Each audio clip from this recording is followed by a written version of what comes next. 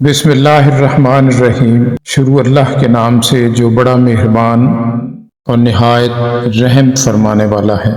بلغ العلا بکمالہ کشفت الدجی بجمالہ حسنت جمیع خصالہ صلو علیہ وآلہ۔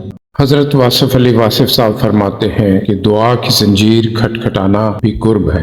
دعا سے محروم ہونے والا اللہ سے محروم ہو گیا۔ جب انسان بزرگوں کی عظمت کو تسلیم کرنے سے منکر ہو جائے تو دعا چھن جاتی ہے۔ یہاں دعاؤں کا آسرا چھن جائے تو سمجھو کہ عذاب شروع ہو چکا ہے۔ مالک کا حکم نہ مان کر ہمیں بڑے بڑے حکم ماننے پڑتے ہیں۔ اس کی اطاعت نہ کرنے سے ہمیں بڑی بڑی اطاعتیں کرنی پڑتی ہیں۔ اس کا سجدہ نہ کر کے ہم اپنی آرزوؤں کے آگے سجدہ ریز ہیں۔ جب تک اس سے وابستہ نہ ہو انسان آزاد نہیں ہو سکتا۔ ایک ذات کی غلامی ہی ہزار غلامیوں سے نجات دے سکتی ہے۔ آسمان ہمارے ساتھ ہے، ہمارے اشارے کے ساتھ ساتھ۔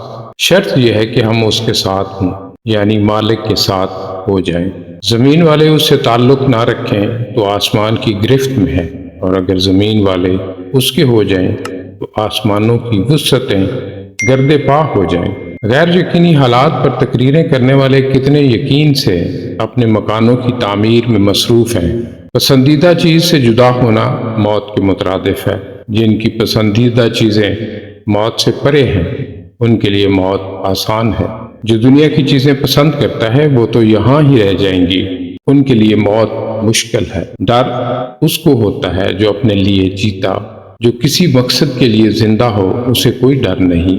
محبت سے آشنا، محبت کی روح سے آشنا، محبت کے کرشموں سے آشنا، محبت کے اعجاز سے آشنا لوگ ہر موسم اور ہر رخ میں پیار کی بہار ڈھونڈ لیتے ہیں۔ وہ ہر مجاز میں حقیقت تلاش کر لیتے ہیں، ہر شے میں جلوہ تلاش کر لیتے ہیں، ہر وجود میں محبوب حقیقی کو موجود پاتے ہیں۔ وہ آشنائے راز ہوتے ہیں اور راز آشنا کرنا جانتے ہیں۔ اللہ تعالی ہمیں ان باتوں پر سچے دل سے عمل کرنے کی توفیق عطا فرمائے۔ آمین ثم آمین۔